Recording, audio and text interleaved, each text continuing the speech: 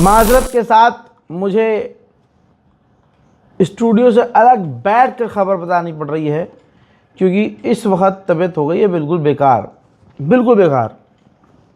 और जो डॉक्टर ने दवा दी है उससे आ रही है सिर्फ नींद।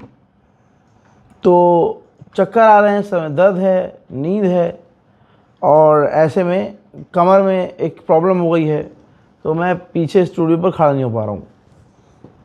आइए अब सीधी बात करते हैं, सीधी सीधी खबर। तुर्की ने ऐलान किया है कि इजराइल उनके ख़िलाफ़ ऐलान करने वाला है कि ये तुर्की है, ये इजराइल का दुश्मन है। हज़रात मोहतरम, बहुत सारी खबर चल रही है, लेकिन वो मेरी तरफ से कंफर्म नहीं है और गोदी मीडिया भी चला रहा है, लेकिन मैं इस बात को नहीं मानता। अभी मामला ये है कि विदेश मंत्री जो तुर्की के हैं उन्होंने ऐलान किया है कि इजराइल बिना लड़े रह नहीं सकता। ईरान के बाद वो हम पर नज़र रख रहा है, हम पर नज़र डाल रहा है, और आने वाले कुछ समय में तुर्की को इजराइल अपना दुश्मन घोषित करने वाला है। तुर्की के विदेश मंत्री ने अपने वीडियो में ये भी कहा है, उन्होंने साफ साफ कहा है कि अमेरिका और ईरान का बिल्कुल सही सीज़फायर चल रहा है, दोनों ने एक दूसरे के साथ सही व्यवहार किया है, लेकिन जो इजराइल है उसका रवैया है आसपास के इलाकों पर कब्ज़ा करना। वो कब्ज़े करने वाली सोच है, वो कब्ज़ा हर हाल में करेगा। अब बेचारे गुलाबी सूअर के पास वैसे भी कुछ नहीं है बोलने को, तो उसने फिर से ट्वीट किया है और उसने कहा है कि हमने ईरान की नेवी को समुद्र में डुबा दिया है। 158 हमने जहाज़ ईरान के डुबा दिए हैं। अभी उनकी ईरान की छोटी मोटी बोट बची हुई हैं, अगर वो हमारे नेवल ब्लॉकेज के करीब आई तो हम उनको भी उड़ा देंगे। उधर IRGC ने नहले पर धैला कर दिया, ऐलान किया है कि अब स्ट्रेट हॉर्मूज़ तब तक बंद रहेगा जब तक अमेरिका ज़िद पर अड़ा हुआ है और स्ट्रेट हॉर्मूज़ बंद किया हुआ है। अब जो इक्का दुक्का जहाज़ निकल भी जा रहे थे, मैं उन जहाज़ों को पूरी तरह से बंद कर दूंगा। कोई भी नहीं निकलेगा, किसी का जहाज़ स्ट्रेट हॉर्मूज़ से नहीं निकलेगा।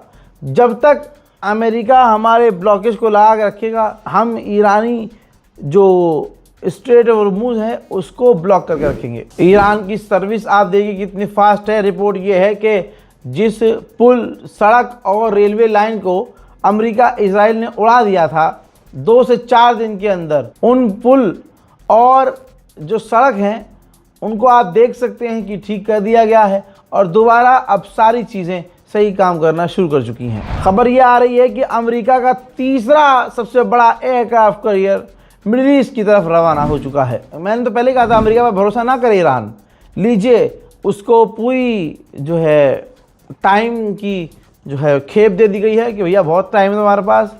अब मिडिल ईस्ट में हथियार पहुंच रहे हैं, मिडिल ईस्ट में तैनाती हो रही है, इजराइल जंग की तैयारी में है। अब देखिए प्रूफ है मेरे पास, मिडिल ईस्ट में कई सारे हथियार अब पहुंच चुके हैं जहाज़ भर भर कर, यानी अमेरिका पूरी तरह से ईरान के खिलाफ बड़े हमले की तैयारी में है। दोस्तों, ईरान के ऊपर बयान देते हुए अमेरिका की नेवी ने कहा है कि हमने 15 युद्धपोत तैनात कर दिए हैं। उनका काम यह है कि कोई भी जहाज़ जो ईरान के समुद्र में गया, ईरान को टोल दिया या ईरान से बात की और इसके बाद वो वहाँ से निकला, तो हम उसे आगे रोक लेंगे और हम किसी भी हालत में उसे आगे जाने नहीं देंगे। उधर ईरान के विदेश मंत्री ने कतर के विदेश मंत्री से फ़ोन पर बात की है। पाकिस्तान ने एक बार फिर से ऐलान किया है कि हम सब कुछ कर रहे हैं, हर चीज़ वो कर रहे हैं जिससे दोनों के बीच तनाव कम हो सके। उधर रशिया के मिलिट्री हेलीकॉप्टर जो ईरान ने ख़रीदे हैं वो पहली बार आसमान में ईरान के नज़र आए हैं। तस्वीर देखिए, ध्यान से देखिए, ये हेलीकॉप्टर ईरान ने रूस से ख़रीदे हैं, जो कि अब पहली बार रशिया की आर्मी का हेलीकॉप्टर ईरान उड़ाते हुए नज़र आ रहा है। दोस्तों, जो केंट आपको याद होंगे जिन्होंने रिज़ाइन दे दिया था, काउंटर टेररिज्म के हेड, उन्होंने कहा है कि अगर आप चाहते हैं कि डील हो जाए तो हमारी फ़ौज को हमारी अमरीकी आवाम को, खासकर जो फैसला लेने वाली टीम है, वो नेतन्याहू से दूर रहे और किसी भी हालत में नेतन्याहू की कोई बात ना सुने। अभी अमेरिका की गवर्नमेंट ऑफिशियल्स नेतन्याहू की सुन रहे हैं, इस वजह से डील नहीं हो रही है। हजरात, हंडाला हैकर ग्रुप ने सऊदी और बहरीन पर साइबर अटैक किया है और वहां जो उनके इंफ्रास्ट्रक्चर थे, उनके डेटा को लीक कर दिया है। हजरात, अमेरिका कितना जलील होगा, गुलाबी सुअर कितना जलील होगा। पहले ब्रिटेन ने मना किया, फिर फ्रांस ने मना किया, फिर उसके बाद ऑस्ट्रेलिया ने मना किया और अब स्पेन ने मना कर दिया। स्पेन ने कहा कि हम अपनी फौज जंग के लिए मिडिल ईस्ट में नहीं भेजेंगे, ये जंग हमारी नहीं है, तो हमारे बच्चे क्यों मरे। मेरे दोस्तों, ये फाइनेंशियल टाइम ने पोस्ट किया है, अखबार में छापा है, जिसमें उन्होंने कहा है, जो कार्टून नज़र आ रहा है, कि वक्त ईरान के साथ है, ईरान को कुछ नहीं करना है, वक्त अपने आप ईरान के साथ हो जाएगा, जीत ईरान की ही होगी। हज़रात, इजराइल के अंदर जो न्यूज़ चैनल है, जर्नलिस्ट, वो पत्रकार चैनल पर बैठे हुए चिंता व्यक्त कर रहे हैं कि ये कितनी ख़तरे की बात है कि अब इजराइल के लोग ऐसे कितने सारे पकड़े गए हैं जो इजराइल की जासूसी कर रहे थे ईरान के कहने पर। यानी मूसाद की तरह ईरान भी हमारे मुल्क में जासूसी करवा रहा है। उधर मेरे दोस्तों, ईरान ने भारत से दोस्ती निभाई है और ऐसी निभाई है कि गोदी मीडिया के मुंह पर तमाचा पड़ेगा। ईरान ने मना कर दिया है, उनसे पूछा गया था, ईरान ने कहा कि हमने जितने भी टैंकर ईरान की तरफ से निकले हैं, स्ट्रेट ऑफ हॉर्मुज की तरफ से निकले हैं भारत के, उससे कोई पैसा, कोई टैक्स नहीं लिया गया है। थैंक्स टू इंडियन पीपल बोल बोलकर ईरान ने दिखा दिया है कि हिंदुस्तान की आवाम से बहुत पुराना रिश्ता ईरान का है। उधर चीन ने भड़कते हुए कहा कि स्ट्रेट ऑफ हॉर्मुज तो खुला हुआ था, अमेरिका इजराइल ने हमला कर कर के वो बंद करवा दिया। हजरात, आपको मालूम है पॉप और डोनाल्ड ट्रंप के बीच टकराव कितना खतरनाक है। ऐसे में ईरान के राष्ट्रपति पेजेश्कियान ने ट्वीट किया है और ट्वीट करके पॉप को मेंशन करके पॉप को सपोर्ट किया है। कहा है, पेजेश्कियान ने कहा कि हम ईरान के लोग पॉप के साथ हैं, उनकी बेइज्जती बर्दाश्त नहीं की जाएगी, उनका हम समर्थन करते हैं, वो अल्लाह के, वो गॉड के मैसेंजर हैं। उधर ईरान को मिली एक और बड़ी कामयाबी, तस्वीर आपके सामने है। ऐसे बहुत सारे घरों पर जो है छापा मारा गया और उनके यहाँ अंधाधुन विदेशी हथियार मिले।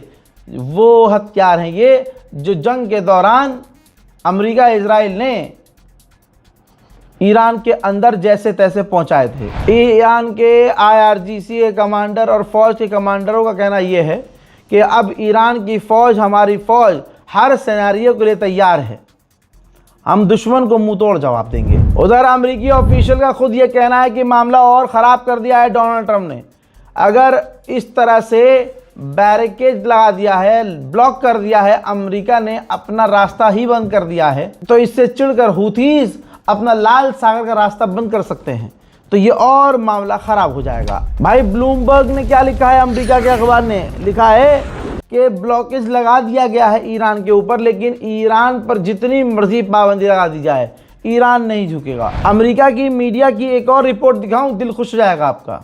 ये देखिए, अमेरिका की मिडिल ईस्ट की फौज, जिसके पास ना कोई डायरेक्शन है, उनको ऑर्डर नहीं पता क्या करना है, किधर करना है, किसको मारना है, कोई प्लानिंग नहीं है, जिसकी वजह से अमेरिका की फ़ौज कमज़ोर पड़ रही है। इस जंग में रशिया और चाइना के ही बल्ले बल्ले हैं।